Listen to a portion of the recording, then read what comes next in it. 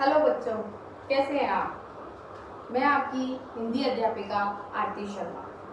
आज से हम अपनी हिंदी पाठ्य पुस्तक के पाठ पढ़ना प्रारंभ करेंगे। तो उससे पहले मैं आपको ये जानकारी दे दूं कि आज जो हमारी हिंदी पाठ्य पुस्तक का प्रथम पाठ है, एक कविता है और उस कविता का नाम है शीतल बना मेरा जीवन। शीतल बना मेरा जीवन इस कविता के लेखक हैं गोपी कुमार मिश्रा। गोपी कुमार मिश्रा ने इस कविता के माध्यम से एक सुराही की कहानी बताई है और इस सुराही की कहानी में जो सुराही है उसने अपने जीवन के बारे में बताया है कि किस प्रकार सुराही का जन्म हुआ। और इस कविता को लिखने के उद्देश्य के बारे में गोपी कुमार मिश्रा का कहना है कि यदि इस समाज में हर व्यक्ति कोई ना कोई काम करता है और उस काम को करना अगर वो किसी सकारात्मक सोच के साथ प्रारंभ करता है तो जरूर ही वो इस समाज का भी कल्याण करता है। इसी प्रकार इसमें इस कविता में शीतल बना मेरा जीवन इस कविता में गोपी कुमार मिश्रा ने एक सुराही के माध्यम से इसी सोच को अपना प्रदर्शन किया है, अपनी सोच का प्रदर्शन किया है कि किस प्रकार एक जो मिट्टी है वो मिट्टी भी एक आकार ले लेती है और उस आकार से वो अपना कैसे जीवन बदल देती है। तो इस कविता की प्रथम 4 पंक्तियों को हम लिखेंगे और उन पंक्तियों के अर्थ को जानेंगे। तो आइए हम शुरू करते हैं हमारी कविता शीतल बना मेरा जीवन। तो पहली 4 पंक्तियां हैं। एक कुम्हार ने एक दिवस यूं एक कुम्हार ने एक दिवस यूं चिलम बनाने की ठानी।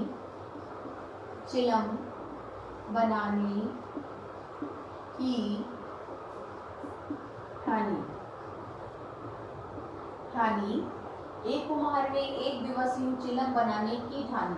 तो इस कविता में जो कुम्हार शब्द आया है बच्चों, कुम्हार का मतलब होता है एक वह व्यक्ति जो मिट्टी के बर्तन बनाता है, उसे कुम्हार कहा जाता है, जो मिट्टी के पात्र बनाता है।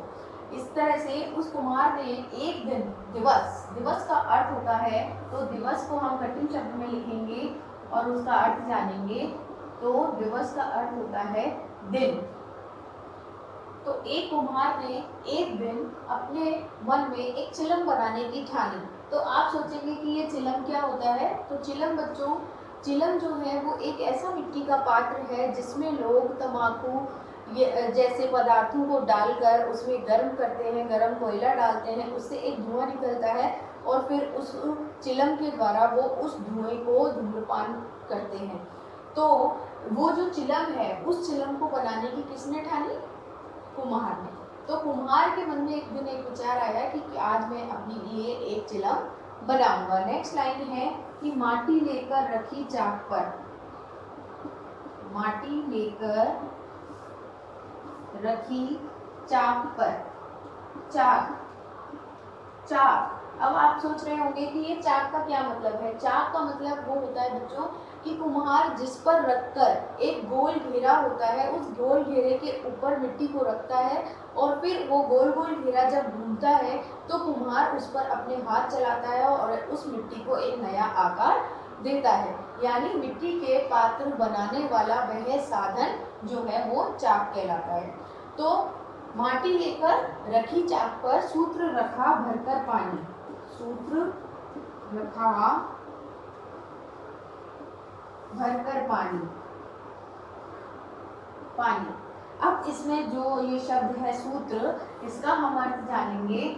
तो सूत्र को हम कठिन शब्द में लिख करके इसका अर्थ लिखेंगे धागा या डोर। अर्थात सूत्र का मतलब होता है धागा या डोर। तो इन कविता में पंक्तियों में जो कुम्हार है उसने एक दिन जब चिलम बनाने की ठान ली, तो चिलम बनाने की ठानने के बाद उसने उसकी तैयारी भी की और उसकी तैयारी के लिए उसने क्या किया कि जो मिट्टी है जिससे वो चिलम बनाएगा उस मिट्टी को अपने उस बनाने वाली वस्तु पर रखा, यानी चाक पर उस मिट्टी को रखा और उस पात्र को बनने के बाद जब उस चाक से अलग करना होता है, तो सूत्र का मतलब है धागा, तो जो धागा काम में आता है उस पात्र को उस चाक से अलग करने के लिए, काटने के लिए वो धागा काम में आता है, उस धागे को उसने पानी में डुबोकर एक पात्र में रखा, यानी उसने चिलम बनाने की पूरी तैयारी कर ली।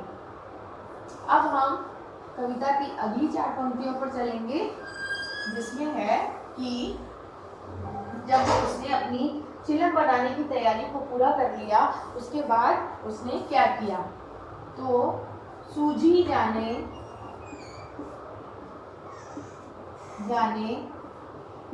क्या करता को सूझी जाने क्या कर्ता को इच्छा में बदलाव हुआ।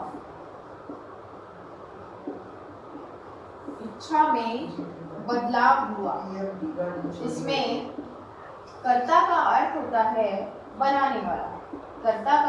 है बनाने वाला, यानी किसी चीज का, किसी वस्तु का निर्माण करने वाला क्या कहलाता है, कर्ता कहलाता है। तो इसमें जो सुराही है वो बोल रही है कि सूझी माने सोचना, विचार करना, कि जो कुम्हार है जो सुराही का निर्माण, चिलम का निर्माण करने बैठा था, उसकी इच्छा में बदलाव हो गया, यानी जो चीज़ वो करने जा रहा था वो चीज़ ना बना करके उसके दिमाग में कुछ और बनाने की सूझी, या उसने उस पर विचार किया। फिर उसने क्या किया, उसका कि जो उसकी बुद्धि थी वो बुद्धि द्रवित।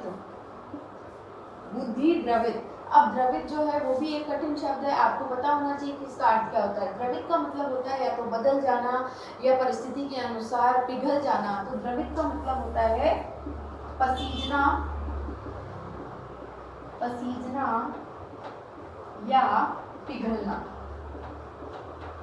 पिघलना। तो जो कर्ता है, जो बनाने वाला है, अब यहाँ पर कर्ता जो बनाने वाला है वो कौन है, कुम्हार। तो कुम्हार जो है उसकी बुद्धि क्या हो गई, बदल गई, पसीज गई, यानी उसकी जो बुद्धि है वो बदल गई, उसके मन में विचार आया, तब उसने क्या किया, उसकी इच्छा में उसकी जो मनोकामना थी कि वो चिलम बनाएगा, तो वो जो उसकी इच्छा थी वो बदल गई। तो बुद्धि द्रवित जब चली चाक पर, यानी जब उसकी बुद्धि बदल गई और जब वो चाक पर उस बुद्धि के अनुसार कुछ और बनाने लगा, तब कर्का हुआ प्रवाह प्रबल। तो कर का अर्थ होता है हाथ, यहाँ पर कर का अर्थ है हाथ, क्योंकि जो कुम्हार है वो जब किसी वस्तु का निर्माण करता है तो अपने हाथों से ही उस वस्तु को आकार प्रदान करता है।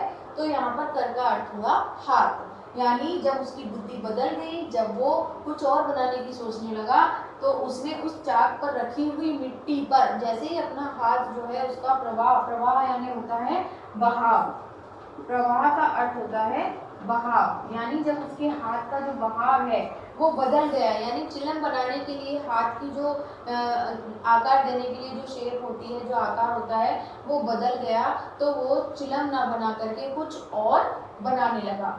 अब आगे की पंक्तियों में देखेंगे हम कि उसने फिर आगे क्या किया, यानी चिलम बनाने के बाद जब उसका विचार बदल गया, उसके मन में अलग अलग विचार आने लगे कि नहीं, आज मैं चिलम नहीं बनाऊंगा बल्कि आज मैं किसी और चीज़ का निर्माण करूंगा। तो क्या हुआ, जो सुराही है वो बता रही है कि अनायास की जीवन बदला, अनायास। अब अनायास का अर्थ होता है अचानक, अनायास का अर्थ होता है अचानक।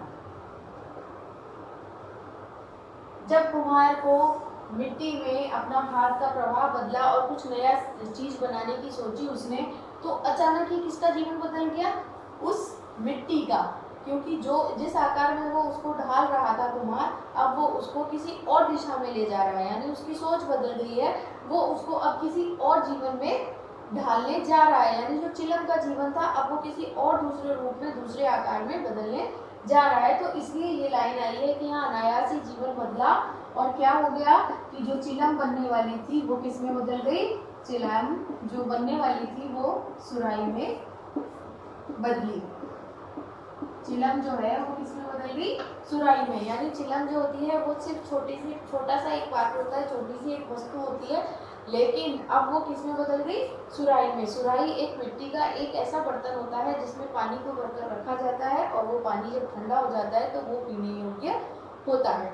तो उस चिलम जो सुराही है वो कह रही है कि अचानक ही मेरा जीवन बदल गया, और जो मैं चिलम बनने वाली थी वो मैं सुराही में बदल गई।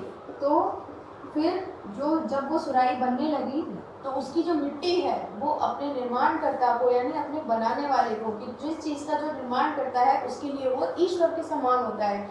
तो जो मिट्टी है वो क्या करने लगी, वो अपने कर्ता को धन्यवाद देने लगी। तो मिट्टी बोली, अब मिट्टी बोली किससे बोली, बनाने वाले से।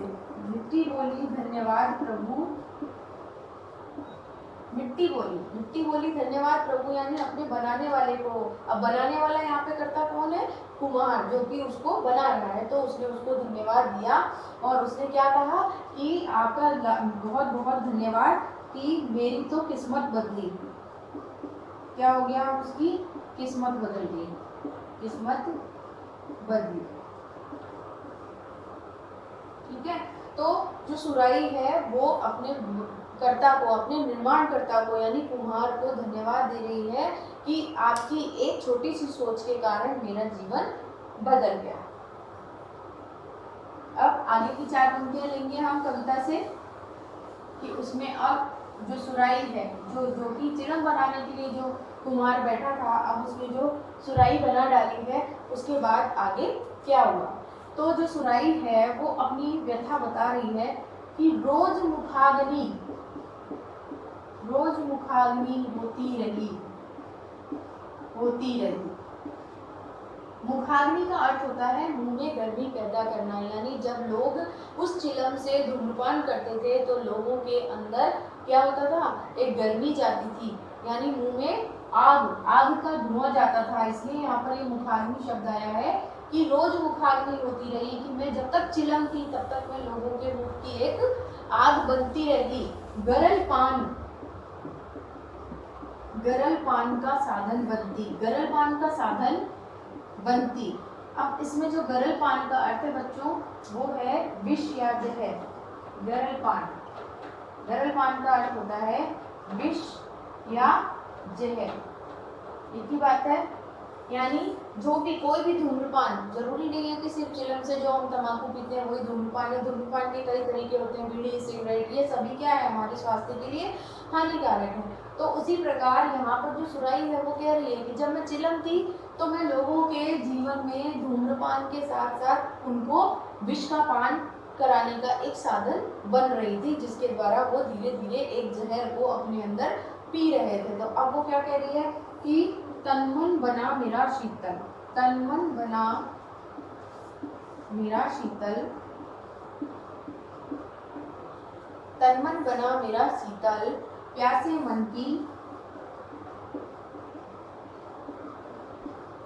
प्यासे मन की पूर्ण तृप्ति। अब यहाँ पर हम पहले एक कठिन शब्द को लेंगे, तृप्ति। तो तृप्ति का मतलब होता है बच्चों संतुष्टि, यानी जब हम कोई चीज खाते हैं या पीते हैं उससे हमारा मन संतुष्ट होता है, तो यहाँ पर तृप्ति का अर्थ है संतुष्ट होना। तो जो सुराही है वो ये कह रही है कि जब मैं चिलम थी तो मैं लोगों को धूम्रपान करवाकर उनके जीवन में विष पान करवा रही थी, जहर का पान करवा रही थी, लेकिन अब जब से मैं सुराही बन गई हूँ तब से मेरा तन जो है वो भी शीतल हुआ है, क्योंकि जब उस मिट्टी के पात्र में पानी रखा जाता है तो वो मिट्टी भी ठंडी हो गई, जिसमें कि पहले आग भरी जाती थी, अब वो भी ठंडी हो गई, और साथ साथ अब उसको ये खुशी है कि उसमें भरा जाने वाला जो पानी है अब वो किसी प्यासे मन की प्यास बुझाएगा, यानी किसी प्यासे मन को तृप्ति प्रदान करेगा, उसको संतुष्टि प्रदान करेगा। अब नेक्स्ट 4 लाइन लेंगे हम, अंतिम 4 पंक्तियां हैं इस कविता की, कि इसमें अंतिम 4 पंक्तियों में जो है वो सुराही क्या कह रही है। तो आगे की 4 पंक्तियां हैं, अंतिम में उसने क्या कहा है, किसको कहा है, कुम्हार को, कि तेरी थोड़ी जो सोच बदली, तेरी थोड़ी सोच जो बदली, यहाँ पर तेरी कुम्हार के लिए आया है। जो तेरी शब्द है वो किसके लिए आया है? कुम्हार के लिए आया है, क्योंकि कुम्हार की ही सोच बदलने के कारण सुराही का निर्माण हुआ। तो सुराही कह रही है कि तुम्हारी जो सोच बदली उससे बदल गया मेरा जीवन, यानी मेरा जो जीवन है जो कि निरर्थक था, उसका कोई अर्थ नहीं था, उससे उसको मुक्ति मिल गई और उसे जो नया जीवन मिला है सुराही के रूप में, वो जीवन उसको पसंद आ रहा है, उसको भा रहा है। तो अब वो अपना सब समर्पण जो है वो अपना कर्ता को देने के लिए इच्छा व्यक्त करती है कि मेरा ये जो नया जीवन है वो मेरे कर्ता ने मुझे दिया है, मेरे बनाने वाले ने मुझे दिया है, तो वो अपने आप को पूरी तरह उसको समर्पित करती है। तो वो कह रही है कि तुम्हें समर्पित यानी तुम्हें यहाँ पे किसके लिए आया है? कुम्हार के लिए आया है कि वो समर्पित कर रही है। किसको कर रही है? कोरी मिट्टी, यानी कोरी मिट्टी, उसका जो जीवन है वो क्या है? वो मिट्टी से बना है। तो वो अपना जो जीवन है वो मिट्टी के रूप में कह रही है कि मेरी जो मिट्टी है वो मैं पूरी तरह समर्पित कर रही हूँ। क्यों? क्योंकि मेरा जीवन अब शीतल बन गया है, शीतल बना मेरा जीवन, शीतल बना मेरा जीवन। यानी जो सुराही है वो अंत में अपने निर्माणकर्ता यानी अपने कुम्हार को धन्यवाद देते हुए ये कह रही है कि तुम्हारे निर्माण कार्य करने से तुम्हारी जो थोड़ी सी सोच थी वो बदल गई, उसमें जो सकारात्मक परिवर्तन आया उसकी वजह से मेरा पूरा जीवन जो है वो बदल चुका है और अब मैं एक ऐसा पात्र के रूप में उभर कर सामने आई हूँ कि वो किसी को जीवन नष्ट करने का साधन नहीं बनेगा, बल्कि मेरे द्वारा उसके प्यासे मन को एक तृप्ति मिलेगी, एक पूर्णता मिलेगी, एक संतुष्टि मिलेगी। यानी अब मुझे मेरा जो जीवन है वो बहुत सार्थक लग रहा है। तो बच्चों, आपने जाना कि इस कविता में जो लेखक हैं गोपी कुमार मिश्रा, उनका जो मुख्य उद्देश्य है ये कविता लिखने का, तो इस कविता को लिखने का उनका मुख्य उद्देश्य जो है वो यही है कि बच्चों हमें हमेशा सकारात्मक सोच रखनी चाहिए और अगर हम किसी कार्य को करने से पहले ही सकारात्मक सोच के साथ उस काम को करते हैं तो ना सिर्फ हम अपना विकास करते हैं बल्कि साथ साथ हम इस समाज का भी कल्याण करते हैं। तो कविता में आए हुए इन कठिन शब्दों को बच्चों आप अपनी कॉपी में लिख सकते हैं और इन कठिन शब्दों के अर्थ को अगर आप याद कर लेंगे तो आपको इस कविता को समझने में, इसके भावार्थ को समझने में कोई भी परेशानी का सामना आपको नहीं करना पड़ेगा। तो मैं चाहती हूँ कि आप इस कविता के माध्यम से जो भी उद्देश्य लेखक ने दिया है एक सकारात्मक सोच का, उस सोच के साथ इस कविता को अच्छे से याद करें और ये जानें कि कोई भी हमारा निर्माण करता यानी जो हमें बनाता है या हम जिस वस्तु का निर्माण करते हैं उसको इस तरह से हम निर्मित करें कि वो ना सिर्फ हमारे विकास में सहायक हो बल्कि वो हमारे आसपास रहने वाले जीव जंतुओं, प्राणी या किसी व्यक्ति या हमारे इस पूरे समाज के कल्याण के काम में आ सके। तो मैं आज अपनी ये जो कक्षा है इसको यहीं विराम देती हूँ। इसी कविता से जो संबंधित प्रश्न हैं उनको हम हमारी अगली कक्षा में हल करेंगे और देखेंगे कि इस कविता के माध्यम से जो संदेश बच्चों को लेखक देना चाहते हैं वो संदेश उनका बच्चों तक पहुंचा है या नहीं पहुंचा है। तो मैं यही आशा करती हूँ बच्चों कि आप इस कविता से एक अच्छी प्रेरणा लेंगे, हर काम को सकारात्मक सोच के साथ करेंगे। इसी विचार के साथ आज हम अपनी कक्षा को यहीं विराम देते हैं। नमस्कार बच्चों, स्वस्थ रहें।